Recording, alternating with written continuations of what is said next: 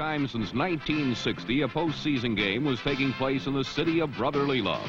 So what if it was the wild card game and not the league championship? The Philadelphia Eagles, who finished tied for the best record in the conference, were glad to be there. Even more pleased were the Chicago Bears, who needed several miracles in the regular season's final week to make it into the NFC sweepstakes. Now that they were there, they would have to match wits with Philadelphia's KG coach Dick Vermeil and his field surrogate quarterback Ron Jaworski.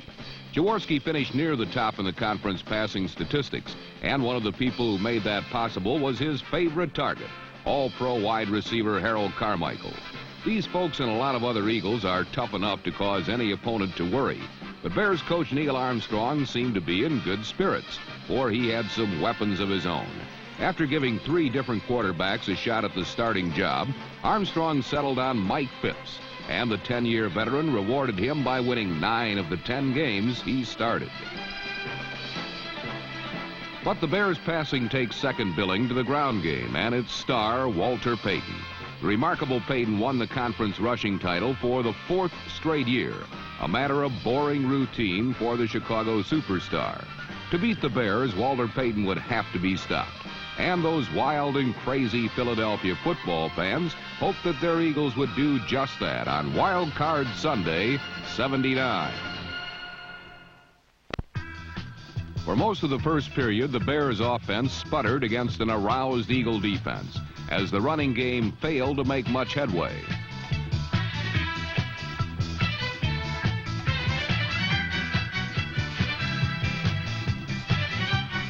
Philadelphia fans didn't have long to wait for the game's first big play. After stopping Chicago on their initial series, the Eagles' special teams stood ready to receive a punt. Kick returner Wally Henry, number 89, recently recovered from an injury, was there to get it. Henry then proceeded to show everyone why he'll be playing in the Pro Bowl next month.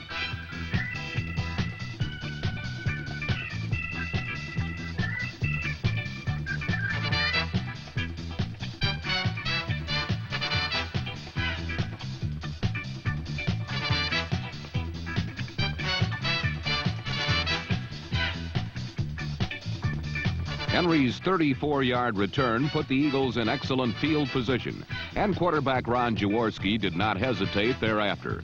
He went right to number 17, Harold Carmichael, and achieved very favorable results.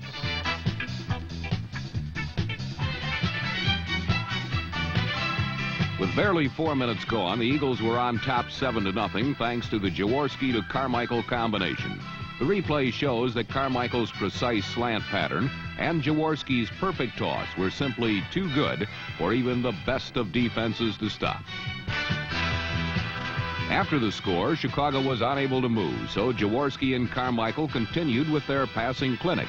A flanker screen to the weak side netted 22 more yards on Philadelphia's next drive.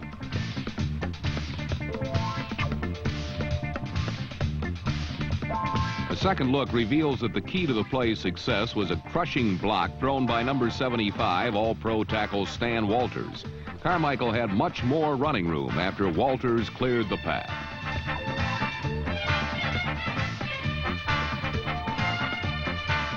The Eagle offense was finally stopped, and Chicago, anxious to show some movement of their own, went for the big play. Quarterback Mike Phipps found number 80 Ricky Watts wide open, but the sure touchdown failed to materialize.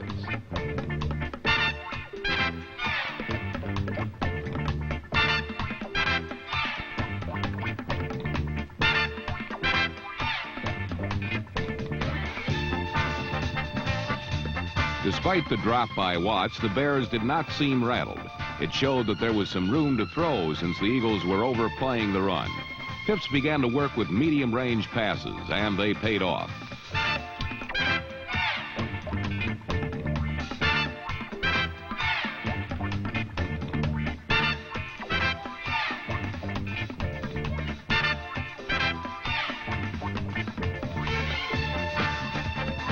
Number 84, Brian Bashnagel, got the Bears into Eagle territory. Sticking with the short, high-percentage pass, Phipps threw in the flat to Walter Payton. Payton did the rest on his own.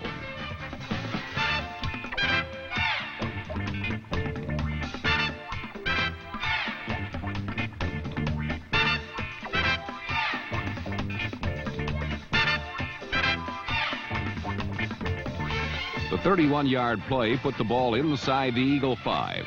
And 2 plays later, it was Payton again, wrapping up the drive with the tying touchdown.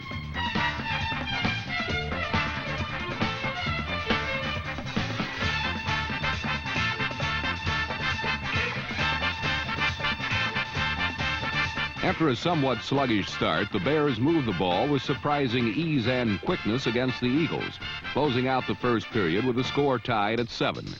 As the second quarter got underway, though, Chicago still had no remedy for stopping Harold Carmichael. They tried double coverage and every legal harassment in the book, but the giant receiver continued to cause the Bear defense all kinds of problems.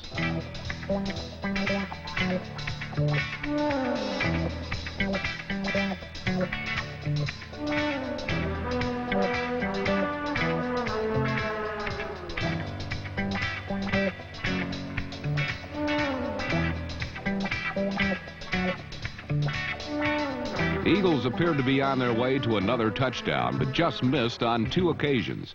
In each instance, the receiver was tight end Keith Krefley, number 84.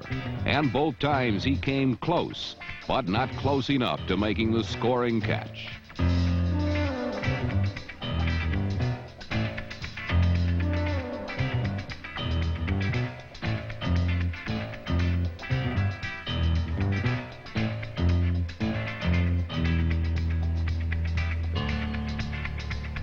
Philadelphia managed a field goal for their efforts and went back on top 10-7. But then the Bears began to suffer from the same malady. Quarterback Phipps just missed making connections with Ricky Watts for the second time.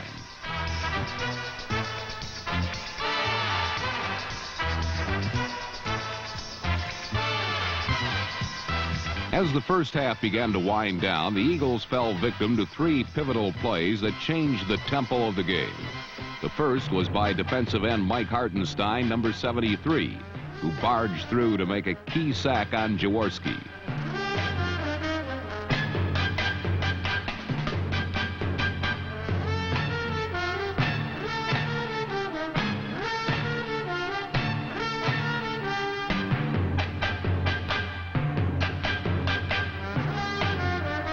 The Eagles were forced to punt thereafter, and the kick was not a good one. After inheriting good field position, the Bears took advantage of the second Eagle error. The victim this time was cornerback Herman Edwards, number 46.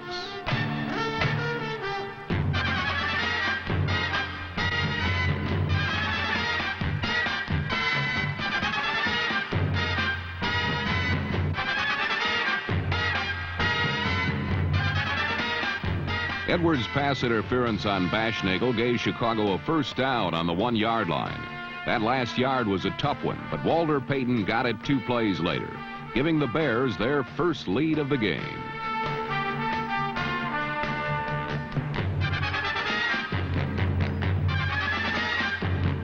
Philadelphia took over with almost 2 minutes to play, plenty of time to reverse the 14-10 deficit. But then they committed their 3rd mistake of the half, a fumbled center snap. Veteran defensive tackle Alan Page, number 82, quickly gobbled up the loose ball to return possession to the Bears. Sensing the opportunity to deliver the knockout blow, Phipps tried for the end zone via the pass. But as was the case so often for both teams in the first half, the potential spectacular grab turned instead into a heartbreaking might have been.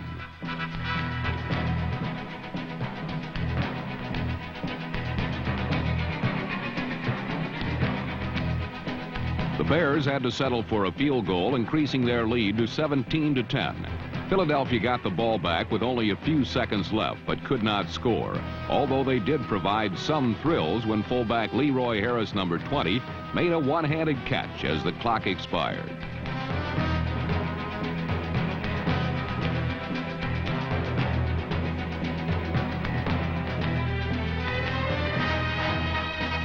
Considering all that had happened, the Eagles were fortunate to be trailing the Bears by only a touchdown at halftime. In the second half, fortune would continue to smile on Philadelphia. Enough fortune to turn the game in their favor.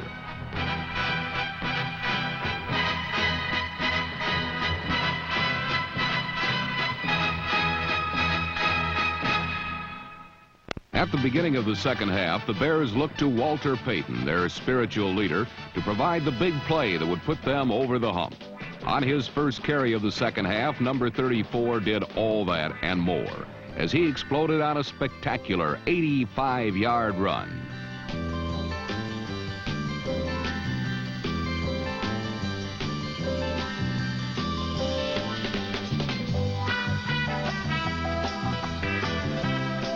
Payton's incredible tour de force seems certain to open the floodgates for more Chicago points.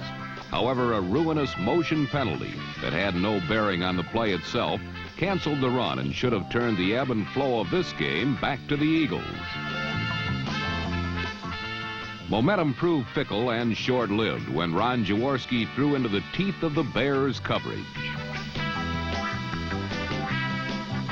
Number 48, Allen Ellis, returned the interception 25 yards, but again the Bears fell prey to missed opportunity when they failed to cash in on yet another break. Head coach Neil Armstrong's only recourse was to rely on his defense, a unit that ranked second in the NFC and one that was almost solely responsible for the Chicago Bears' stunning entry into the playoffs. No matter how resourceful a defense is, no one has yet found a method for harnessing the imposing specter of 6'8" Harold Carmichael.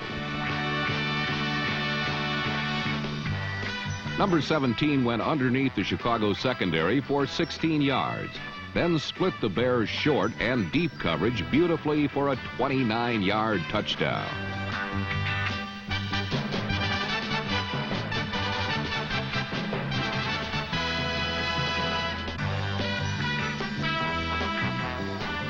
Another look at Carmichael's score reveals that the rangy receiver beat number 48 Allen Ellis quickly to the inside, and the expected deep help from number 44 Terry Schmidt didn't materialize in time.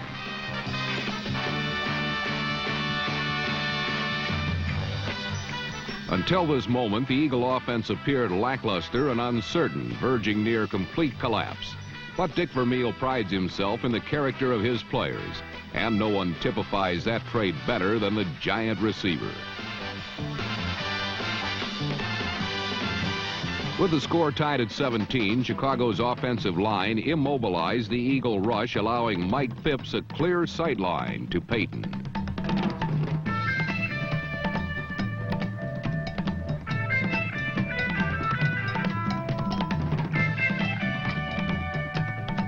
The Bears traveled to the Philadelphia 10 when disaster struck, and the tide turned irrevocably in the Eagles' favor.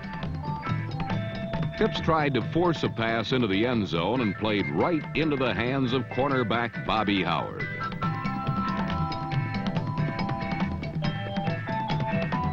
With Howard's interception, the third quarter ended with the game still tied at 17. 3 times the Bears had opportunities to score in the period, and each time they came up empty.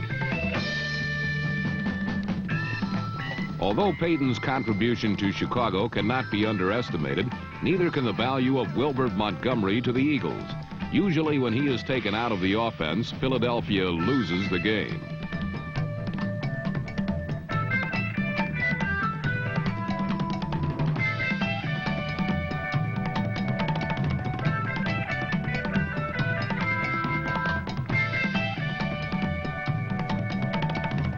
The Bears effectively stemmed the threat of Montgomery, but in crucial situations, their defense broke down.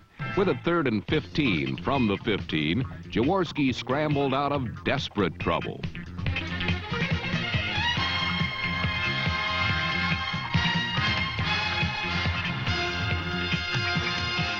Jaworski's 20-yard run set up the Bears for the game breaker by Billy Campfield. Campfield, number 37, is a situation specialist, brought in on passing downs to provide a scoring threat out of the backfield.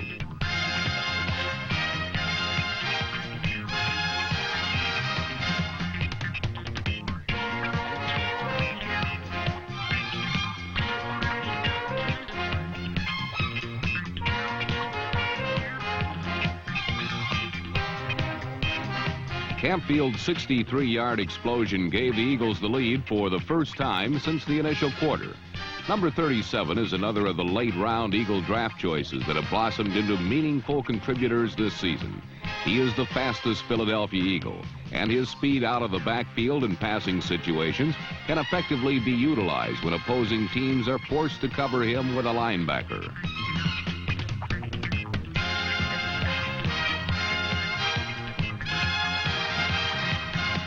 The Eagles now led by a touchdown, and although he wasn't the most likely hero among such players as Jaworski, Carmichael, and Montgomery, Billy Campfield, the second-year running back from Kansas, had pushed Philadelphia even closer to a playoff victory.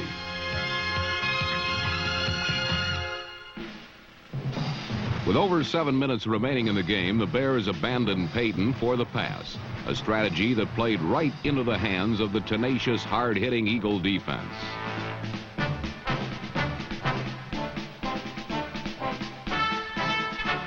Mike Phipps is an excellent passer when he can use the threat of the run.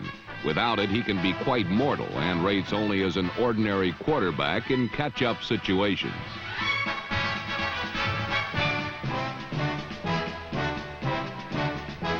Number 51, linebacker Reggie Wilkes, was a backbreaker on blitzes and throughout the later stages of the game managed to turn the Bear offense upside down.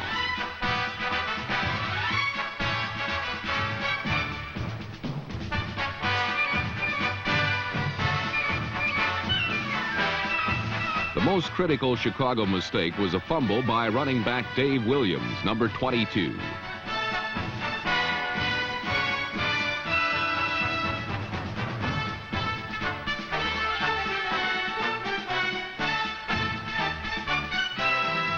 Nose guard Charlie Johnson, number 65, recovered the ball at the Bears' 31. One more score could ice the game for the Eagles. And ready in the wings was the trusty foot of place kicker Tony Franklin.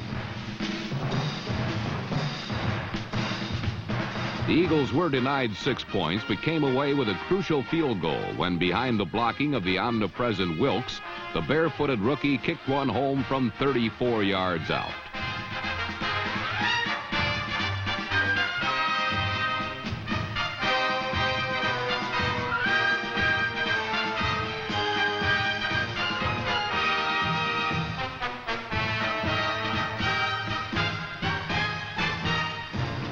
The Eagles led 27-17.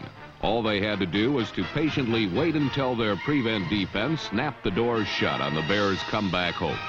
With 3 minutes left, Mike Phipps launched his last fatal pass.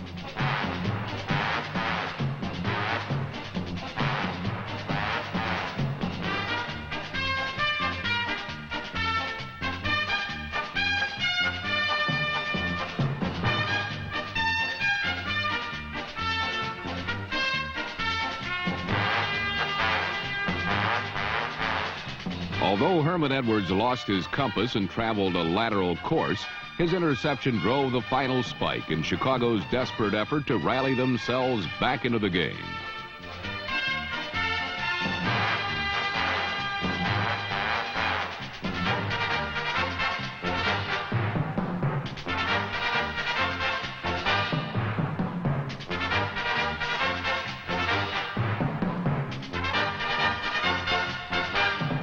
For the Bears and Neil Armstrong, this day would be reviewed in the harsh light of the screening room, where the game films would reveal the 4 touchdowns that went a-glimmering.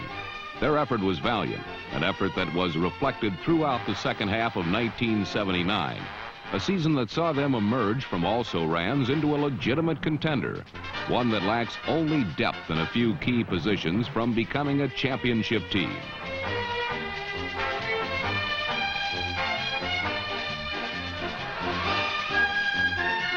There is no doubt that the Philadelphia Eagles possess the mettle of a champion.